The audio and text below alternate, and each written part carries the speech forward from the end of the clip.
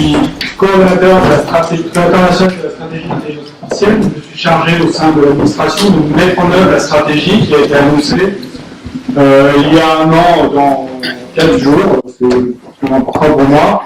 Ici même au Collège de France à l'occasion de l'événement AI for Humanity. Et alors, quand je viens dans un événement comme celui-ci pour parler d'intelligence artificielle et d'un champ d'application, en l'occurrence l'éducation, il y a toujours deux angles par lesquels on peut prendre le sujet. Il y a comment l'éducation peut servir à la... Je pense que c'est le rôle aujourd'hui de mettre cette perspective-là, comment l'éducation se sert dans la stratégie qui a été maintenant avant. Et justement, l'intelligence artificielle peut servir à l'éducation, et je crois que c'est le cœur du débat aujourd'hui. L'application, et je remercie le plus important pour ce peut-être, c'est l'extension de la reconnaissance par un autre élément. L'intelligence artificielle nous a donné plusieurs caractéristiques que j'espère de caractérisation, c'est qu'il faut évaluer le besoin de praticiens de l'analyse du métier. Les experts, les gens qui vont chercher à être des experts qui entendent l'intelligence artificielle sur les instruments, sur les portes, qui sont le cœur national et le cœur de l'expertise pour valider en quoi l'intelligence artificielle peut apporter quelque chose au système éducatif. Donc, cela a déjà été mentionné par Madame la Ministre et Monsieur le Ministre, il y aura des assistants, il y aura des systèmes de learning analytics, il y aura de la personnalisation des pédagogies, il y aura même, et je le mentionne parce que ça touche aussi le domaine administratif de l'éducation nationale, mais il y a un projet que j'ai découvert la semaine dernière qui s'appelle Bac Analytique, où l'intelligence artificielle, donc à l'université de Nancy-Metz, à l'Académie de Nancy, à l'université de Nancy de Lorraine, Bac Analytique a utilisé l'intelligence artificielle pour prédire les choix de rattrapage au bac, donc l'année dernière, en 2018, afin d'allouer plus efficacement les ressources humaines qui sont nécessaires pour les euros de rattrapage. Donc on le voit, l'intelligence artificielle est utile dans tous les domaines de l'action publique et donc doit être mobilisée chaque fois que c'est possible. Et pour conclure cette première partie sur l'intelligence artificielle pour l'éducation, je reprendrai un des mots d'ordre du rapport de Saïd Villani l'année dernière, qui est l'expérimentation. C'est une matière, l'intelligence artificielle, qui est une matière qu'il faut tester. On ne sait pas, quand on fait des réseaux de neurones, je ne sais pas à quel point tout le monde est familier avec ça, mais on ne sait pas s'il faut faire 3 couches, 4 couches, 5 couches, on ne sait pas comment le configurer, et pour être le plus efficace, il faut expérimenter. Il faut expérimenter sur beaucoup de cas, expérimenter différents types de modèles, différents types d'approches de modèles, et c'est ainsi qu'on trouvera les meilleurs cas d'application de l'intelligence artificielle. Et évidemment, le corollaire de ça, et j'y reviendrai, c'est d'avoir un accès aux données. Et avoir un accès aux données, et c'est des données annotées, donc des données dont on peut savoir leur qualité, et des données, ça a été souligné par Mme la Ministre, qui sont inclusives, c'est-à-dire qui vont couvrir tous les cas qu'on veut traiter avec ce système d'intelligence artificielle. Alors, si maintenant je peux parler de la stratégie d'intelligence artificielle et de comment l'éducation peut s'articuler avec cette stratégie. Alors, pour rappel, cette stratégie a plusieurs objectifs. Le premier, celui que je mets toujours en avant, c'est le fait de localiser de la valeur en France. Donc, l'objectif, on sait que l'intelligence artificielle va, comme les technologies numériques, déplacer les pratiques, la valeur dans les entreprises, dans les administrations, et on veut évidemment que la France soit bien positionnée sur le sujet. Le deuxième, c'est de promouvoir un modèle éthique, et j'y reviendrai. Le troisième, c'est de protéger notre souveraineté. Et puis le dernier, c'est améliorer les conditions de vie de nos concitoyens. Et je pense que c'est très important d'avoir bien en tête que l'intelligence artificielle doit servir, in fine, à améliorer les conditions de vie et, dans certains cas, les conditions de travail de nos concitoyens. C'est très important pour que cette technologie soit acceptée, qu'elle soit comprise, qu'elle soit adoptée par la société. Et évidemment, dans cette perspective, le système éducatif et le système de formation jouent un rôle particulièrement important. Alors la stratégie française, elle se déroule autour de 3 axes et j'essaierai de mettre en avant comment l'éducation peut jouer un rôle dans ces 3 axes. Le premier axe, c'est un axe que j'appelle les talents, c'est-à-dire avoir un des meilleurs écosystèmes de talents de l'intelligence artificielle au monde en France. Et pour cela, on s'appuie évidemment sur la recherche, à la fois la recherche privée. Nous avons salué l'année dernière l'arrivée de grandes entreprises internationales qui ont ouvert des laboratoires de recherche en France, mais aussi la recherche publique, la ministre de l'Enseignement supérieur et de la Recherche et de l'Innovation et le secrétaire d'État au numérique ont présenté en novembre dernier le programme national de recherche en intelligence artificielle, qui se structure notamment autour de 4 instituts interdisciplinaires de l'intelligence artificielle à Paris, Nice, Toulouse et Grenoble, qui vont constituer l'ossature d'un programme de recherche plus large qui va constituer dans le soutien à des chaires, le soutien à des doctorats, une infrastructure de calcul qui est au Grand Établissement National de Calcul Intensif qui est disponible pour l'ensemble de la recherche publique et qui va permettre de donner corps à cette stratégie d'écosystème, c'est-à-dire faire en sorte qu'en France, si on veut faire de l'intelligence artificielle à très haut niveau, si on veut inventer les modèles et les algorithmes de demain, on peut le faire en France, on peut le faire notamment à Paris, mais pas uniquement à Paris, et que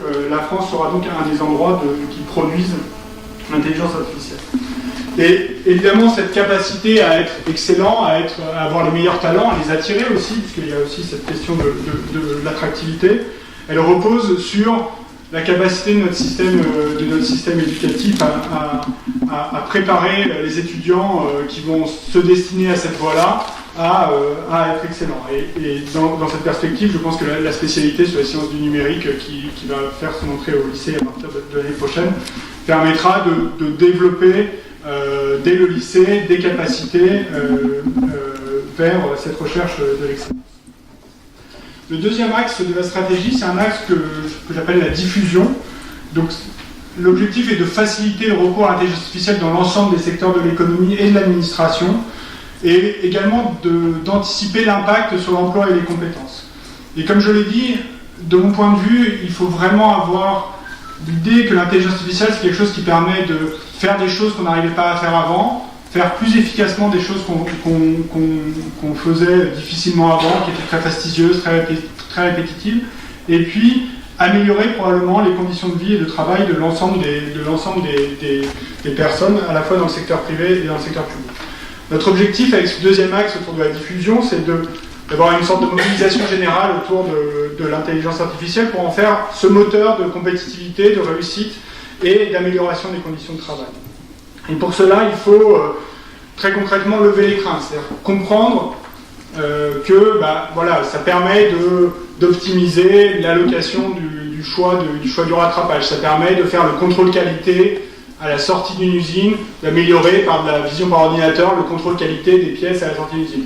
Ce n'est plus une question cette fois-ci d'aller chercher les nouveaux modèles, les nouveaux algorithmes, ce dont on entend beaucoup parler dans la presse et qui occupent notamment les grands acteurs du numérique. C'est vraiment de savoir utiliser l'apprentissage machine, voire l'apprentissage profond, pour faire mieux fonctionner l'ensemble des processus de nos organisations, qu'elles soient publiques ou privées. Et pour cela, on a besoin donc de démystifier l'IA, que ce ne soit pas un objet mythique qui va révolutionner à la fois les relations sociales, les conditions de travail, mais bien comprendre que ça va être des outils très concrets au service des agents, des salariés et des usagers des services publics. Et si je cherche dans les réformes récentes de l'éducation nationale, je pense que là, cette fois-ci, c'est peut-être l'enseignement de seconde obligatoire qui va permettre de donner, ainsi qu'avec l'apprentissage du code qui arrive au collège et même au primaire, qui va permettre de donner à l'ensemble de la population le sentiment que ces technologies sont accessibles, que ce n'est pas de la magie. Vous l'avez mentionné, monsieur le ministre, pour les sciences cognitives, je pense que c'est un peu pareil sur l'intelligence artificielle. Il y a une partie de la population qui voit ces techniques-là comme des techniques un peu magiques qui vont soit nous remplacer, soit résoudre des problèmes qu'on n'arrive pas à résoudre. Ce n'est évidemment pas le cas, ça se situe dans une histoire scientifique qui a aujourd'hui la discipline intelligence artificielle, elle a plus de 60 ans, et il faut que l'ensemble de la population soit familier de ces nouvelles technologies. Et puis le troisième axe, c'est l'axe éthique. Donc c'est vraiment le cœur de cette conférence l'année dernière, AI for Humanity, de promouvoir une intelligence artificielle au service de l'humain. Et pour cela, il faut avoir conscience des impacts de l'intelligence artificielle et puis avoir conscience des biais, qui est évidemment quelque chose de particulièrement important sur l'intelligence artificielle, parce que des biais, on en a dans les données d'apprentissage, on en a dans les modèles, et on en aura toujours, et il faut absolument être capable de les comprendre. Et c'est particulièrement important dans le secteur public. dans la direction à laquelle j'appartiens, nous avons monté également un laboratoire sur l'intelligence artificielle pour réfléchir à l'intelligence artificielle dans le secteur public. Et dans le secteur public, on a des obligations supérieures à celles que le secteur privé a. On a des obligations d'universalité qui ont été mentionnées, des obligations d'égalité, des obligations de non-discrimination avec aujourd'hui 25 critères de discrimination illégale qui sont dans la loi et qui sont opposables aux administrations, mais également au système peut-être d'intelligence artificielle qu'ils mettront en place. Et donc pour cela, il faut être capable de maîtriser nos choix, maîtriser nos technologies, avec cet objectif politique de respecter les valeurs que nous portons au sein de l'Europe, et puis en France en particulier. Et c'est une question à la fois de posture, c'est-à-dire disposer des outils, des méthodes, des checklists, des listes d'évaluation, de je mets un nouveau système d'intelligence artificielle, quels sont les réflexes que je dois avoir pour m'assurer qu'il est bien au service de l'humain. Et puis une question de culture, et nous avons un passé important, notamment dans la protection des données. Nous avons une des sociétés, je pense, où la culture de l'éthique autour de l'informatique est la plus importante, mais pour autant il faut la poursuivre pour cette nouvelle technologie qu'est l'intelligence artificielle. Et donc, pour finir, je mettrai en avant un enjeu qui est particulièrement important et tout à fait en résonance avec le thème que vous avez choisi pour cette conférence, qui est la question de la diversité.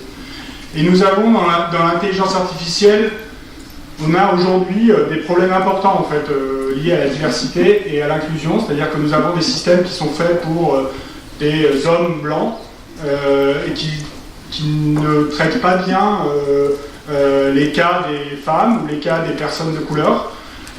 Et nous devons absolument, vous l'avez dit Madame la Ministre, nous devons absolument réfléchir comment l'IA à la fois peut inclure l'ensemble des situations et puis même servir pour l'inclusion pour s'assurer que c'est bien une IA au service de tous. Et je vais m'arrêter là donc, sur ce mot en faveur de la diversité et j'espère que vos travaux permettront d'y répondre. Merci.